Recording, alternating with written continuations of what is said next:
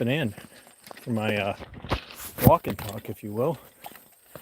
There is no TC and Friends Monday Night Musing tonight, and this won't be terribly long. The last few years, but not everybody knows where I came from. And so I thought, what the heck, DC, why not go out for a walk and kind of take some time to think about how you wanted to explain everything that's going on. Because some people have been asking questions about the plethora of shorts I've been putting out lately.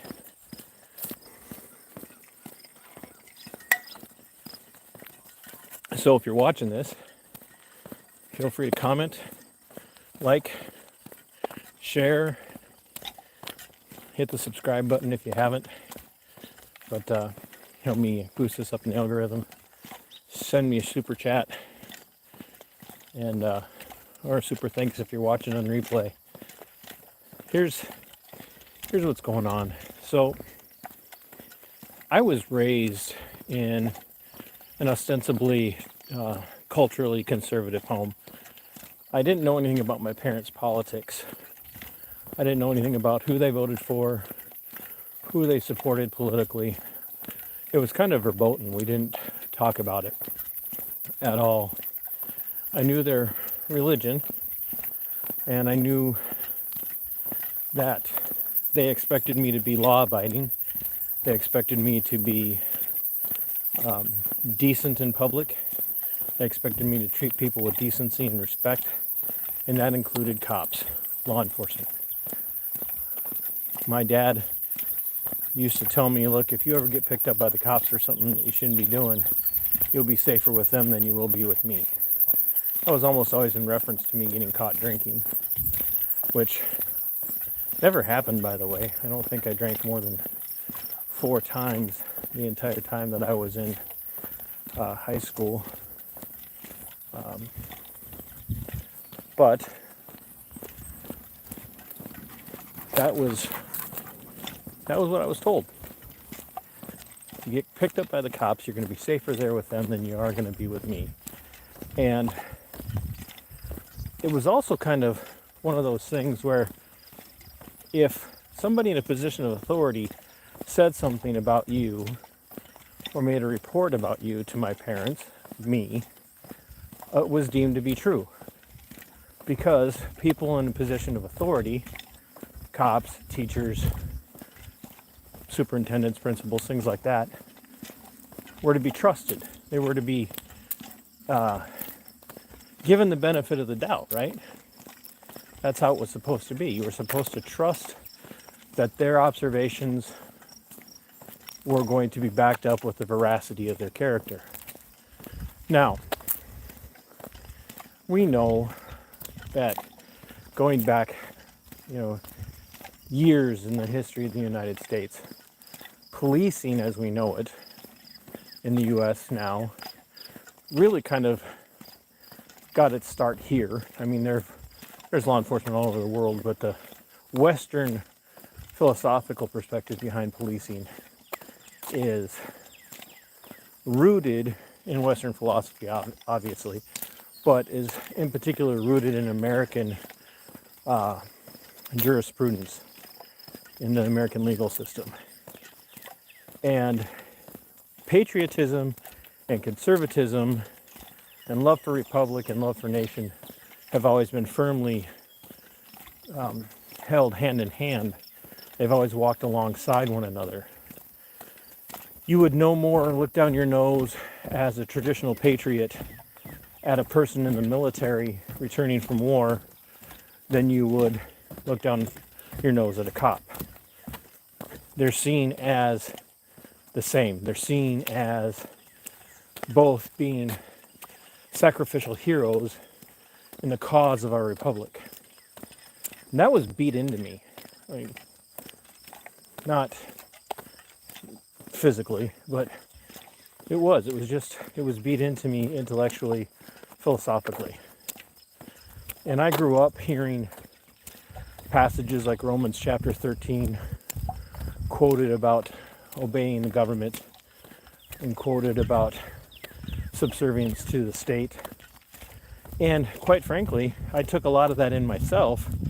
And up until probably about 2015-16, I would have told people that Romans 13, 1 Peter 2, in particular, were passages commanding Christians especially to always obey those in positions of authority because God's appointed them.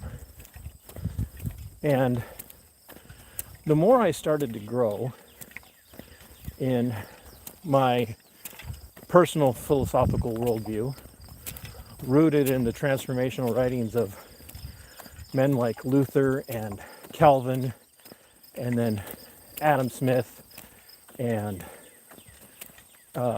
John Locke and others, I started to recognize that we have a fundamentally flawed perspective of authority. Not that Christians should be running around, living helter-skelter, but that we are fundamentally flawed in how we approach authority.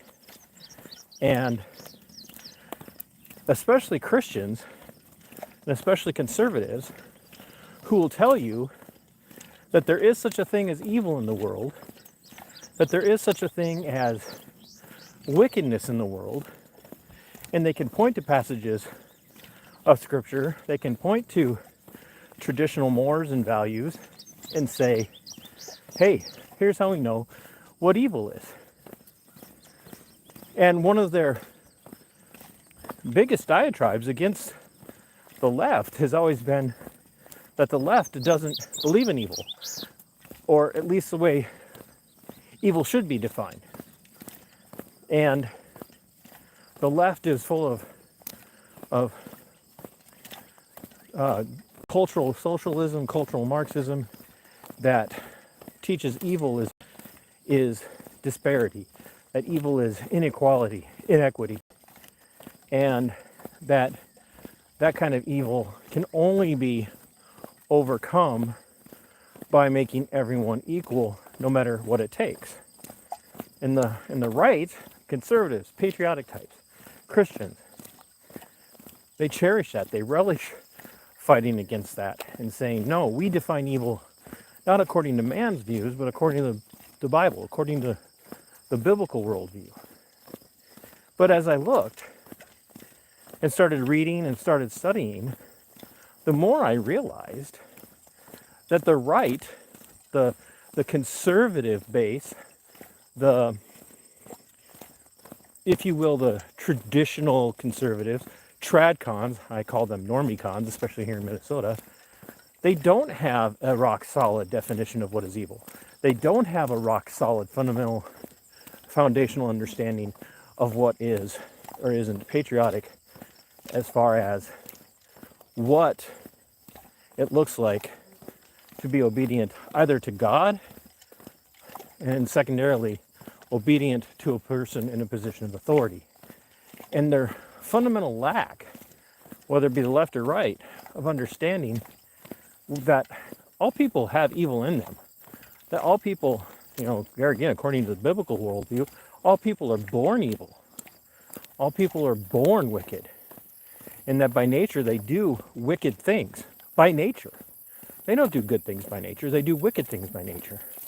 But then you turn around and you hear Christians, you hear traditionalists, and you hear, Roman Catholics and fundamental Baptists and Missouri Synod Lutherans and Presbyterians and whatnot say, people have evil in them. They do evil things, but we have to give the benefit of the doubt to people in law enforcement. We have to give the benefit of the doubt to people in government service, in service to the state, public sector employees. We give them the benefit of the doubt. Which is why when a conservative, a normie-con, drives by a person in the middle of a traffic stop, their response is, wonder what that idiot did, brought it on himself. And that's a fundamentally flawed perspective. See, the state is evil. And here's how I know the state is evil. The state is created, built up by, ran by functionaries who are human beings like you and I. So if you and I, as non-state actors, as non-state enforcers, if we are evil and we aren't to get the benefit of the doubt, but the person with the badge and the gun and the full force and weight and measure of the state behind them is to get the benefit, why do they get that benefit of the doubt? These are thoughts that started to cross my mind as early as 2015 and 16. But see, I was a bootlicking statist. And part of that was because I had intrinsically linked my patriotism, my love for the Republic, to people who wore a uniform, in particular people who wore blue or brown or whatever, but we call it the blue, the boys in blue, the boys and girls in blue. And that's part of it is because I was proud of my brother, my actual brother, my brother by birth. He was a cop. He is a cop, has been for over 20 years. He's a good cop, one of the few. But I couldn't get past the idea that my brother was the oddity. I had to assume that the majority of cops are just like my brother. But then I started to make observations. I watched and listened as Philando Castile was gunned down for complying with law enforcement in a traffic stop. I watched and listened as conservatives made fun of Eric Garner, who was choked to death on the streets of New York for selling single loose cigarettes because, God damn it, it was the law that he wasn't supposed to. So he brought it on himself. And I said, well, wait a minute. Since when are cops judge, jury, and executioner over what amounts to nothing more than a petty misdemeanor? And why is it even illegal for a guy to go and buy a pack or a carton of cigarettes and to sell them off to somebody else? Now, should he be selling them to minors? No. We can all agree to that. But did Eric Garner deserve to die? And then I looked to Arizona, to Daniel Shaver, who was in a hotel room with his wife. And somebody reported that he pointed a gun out the window. Now, details arose later to find out that that wasn't true, and that he was simply showing the tool of his trade as an exterminator to somebody, and somebody else saw it and reported that he was in his hotel room in Mesa, Arizona. And he was gunned down as he crawled on his hands and his knees, crying and begging to understand what was going on. And I had this cognitive dissonance. This human side of me that screamed out about the injustice that was done to him and Eric Garner and Philando Castile and others, on and on and on. And I said, well, why did they deserve to die? And why can we, as patriotic, red-blooded American members of the Republic, why can we make fun of these people? You wouldn't believe the jokes I heard coming from people about Philando Castile. The horrible things that were said about him. The horrible things that were said about Eric Garner. The horrible things that were said about Daniel Shaver. Well, he was warned. Make one mistake, it could mean your life. What? And then I realized how much of a problem we had. But I'm still a bootlicker. I was still a bootlicking statist. I still went out. And some of the videos that I'm going to be putting out as part of my the blue scales fall off my eyes playlist. Some of the videos I'm going to put out embarrass me today. But I'm going to put them out there for people to understand where I was at. I used to go out and do public evangelism. And one of the things that I would do when I would go to a town is I would find a local law enforcement agency and I would stand there in the midst of everything that happened with St. Louis and others and the rise of the Black Lives Matter movement, which, by the way, I despise.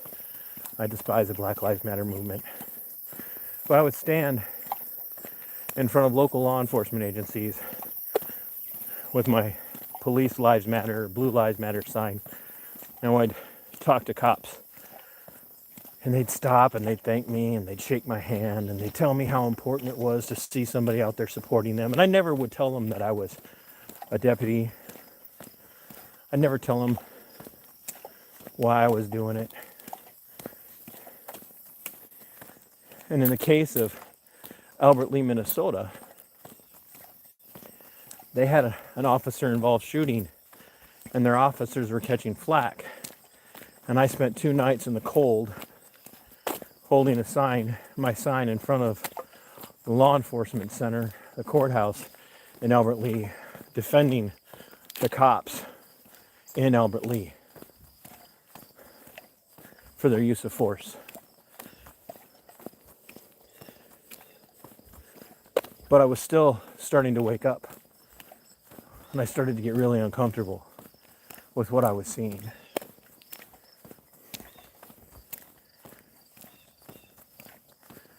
I started to realize that we, as the citizens, as non-government functionaries, as non-badge wearing, non-state enforcement agents with the full force of the state behind us, we were never given the benefit of the doubt.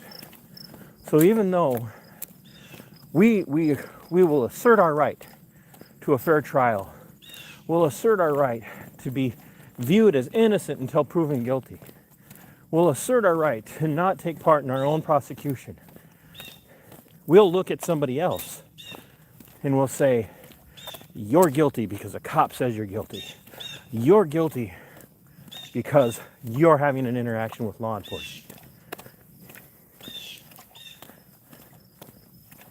And so I started to wake up. I started to realize that the benefit of the doubt shouldn't be given to state agents. It shouldn't be given to anybody at any state level of the state. From the federal state down to the state, to the county state, to the municipal state. And the last people that should automatically be assumed to be in the right are the men and women with badges and guns. Not because they're intrinsically more evil than the rest of us, because if you have a Christian worldview, you'll recognize that the only thing that restrains you from being as evil as Jeffrey Dahmer or Charlie Manson or Pol Pot or that German dictator or the North Korean dictator, the only thing that prevents you from being that evil is the restraining grace of God. But the state never gets the benefit of the doubt. They shouldn't, and it shouldn't be expected that they do, because they are functionaries. They're shells. When they step into that position, they are literally just agents of the state. Sure, they swear an oath to the Constitution, but as my playlist, these shorts that I've been putting up will dictate to you, if you're willing to step outside of your comfort zone, if you're willing to step outside of your echo chamber and look around, if you're willing to step back and let the cognitive dissonance do its work in you and start to crumble the foundations of what you've always considered to be patriotic and republic loving, and start to really ask yourselves, who should get the benefit of the doubt? You'll recognize it's not the state or her enforcement agents. It's not the people with guns. It's not the people with badges. They get no benefit of the doubt. We should always assume that they're in the wrong. We should always assume that they're confused at the best. And in the case of many of the videos that I've put up and will be putting up, they're maliciously and intentionally and vindictively and retaliatory in their actions and in how wrong they are. There are some people out there that I really respect that have said, any person that desires to have power should not have power or be allowed to wield it.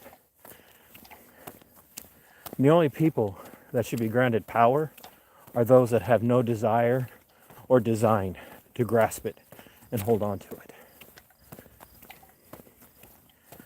And while I believe that many people in law enforcement today maybe do go into the career field thinking they're going to go out there and help, they're going to go out there and serve, I think the majority want the power.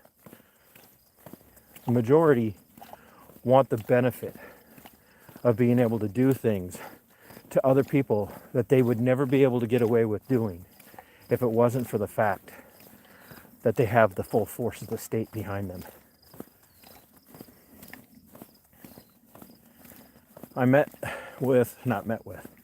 ran into a former coworker from the Olmsted County Sheriff's Office today. And this former fellow deputy told me that they are still, and I'm not using pronouns that way, I'm just trying to be as vague as possible to protect their anonymity. He told me that they're still working at the sheriff's office. And I asked them if they were planning on going out and working the roads. And they said, I did actually. I went out for like 6 months and I had to stop. I said, really? What happened? You know, we joked a little bit about the weather. You know, in Minnesota, you get about 6 months where you don't really want to get out of your vehicle to do traffic stops. And he said, you know, TC, I was going to calls. I was going into people's homes for nefarious activities. And I looked around at the laws I was being asked to enforce, and I'm paraphrasing this conversation, by the way. And I'm like, why is this illegal? Why am I here enforcing this? And I was like, good for you. Good for you. And as I was walking away, I looked at them and I said, just stay grounded. That's all I ask.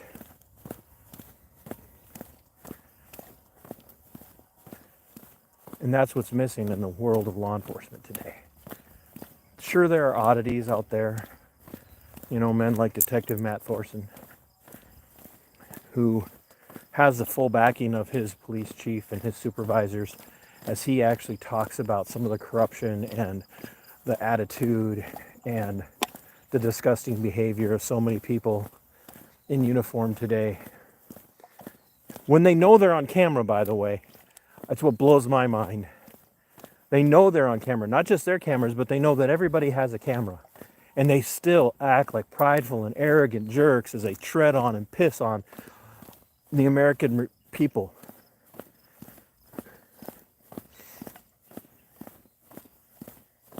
So, yeah, my views have changed. And I want to add, for people that are in law enforcement in the United States today, especially at the state level or at the county level or at the municipal level, I have no hope for federal law enforcement. All federal law enforcement is unconstitutional and needs to be disbanded. I do not believe that there are any chances of saving the FBI or the DEA or any other law enforcement agency at the federal level. But I do believe that constitutional reform for policing as an institution across the United States from the state level on down could happen. But it's going to take a lot of people in uniform waking up and recognizing that they're now being asked to enforce laws that they say they wouldn't agree with, but because it's law, they'll enforce it. So if you're a cop in a blue state, say like Minnesota, and if this kicks you in your nuts, I don't care. I'm glad it does. Minnesota just passed a law making it a sanctuary state for non-custodial parents who take their children against the wishes of a custodial parent from a state that does not allow gender reassignment surgery for children under 18. If a parent, non-custodial parent, violates a custody order from the courts, flees to Minnesota, and the state they flee from issues a warrant for that non-custodial parent, as a cop, you are being ordered to not enforce that order, to not enforce that warrant. You will not be allowed to enforce that warrant. If you are a cop in a blue state that has become a sanctuary state for those types of people, you have to ask yourself, who are you serving? Because it isn't the Republic. It's not the Constitution. If you're a cop in any jurisdiction that has red flag legislation in place, and you agree to enforce red flag legislation without due process, you violated your oath. You're a traitor. And if you won't look at your supervisors, if you won't look at your chief of police or your sheriff or your chief deputy or the city council or the county commission and say, I will not obey that order, I will not enforce that law, you violated your oath. You're a traitor, and you don't deserve to be in that uniform. And if you're the kind of person that says, well, I won't take part in any of those activities, but I'm just going to sit quietly on the sidelines and I'm going to bide my time until my freaking retirement, you're a coward. And you've betrayed your oath. And you don't deserve to wear that uniform. And if I had it my way, I'd rip the flag of the United States off of your uniform, if you're allowed to even put it on there anymore. If you're the kind of cop that drives around in a issued vehicle with a thin blue line flag on it, you've desecrated the American flag. You've betrayed your oath, and you're a coward.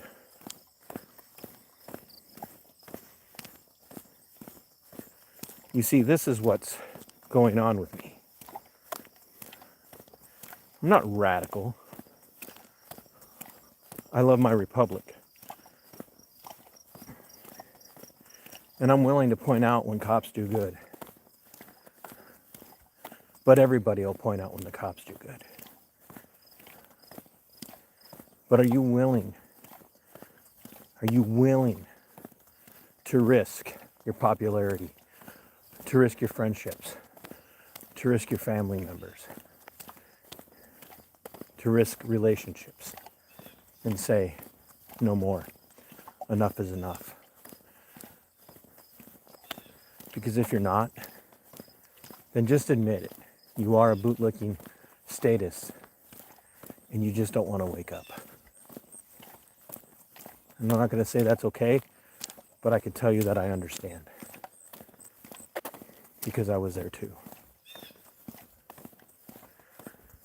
So if you're watching this, watch my playlist. You'll understand where I came from. You'll know what I experienced. And you'll know where I'm going.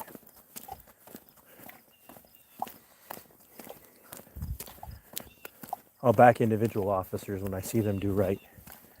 But no one gets the benefit of the doubt from me anymore. Cops don't get the benefit of the doubt anymore.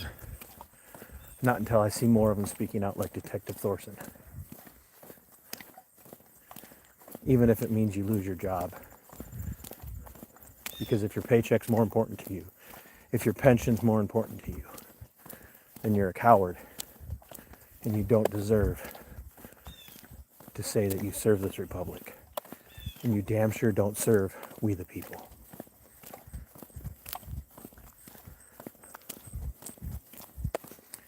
I know this is going to be very unpopular. I'm all right with that.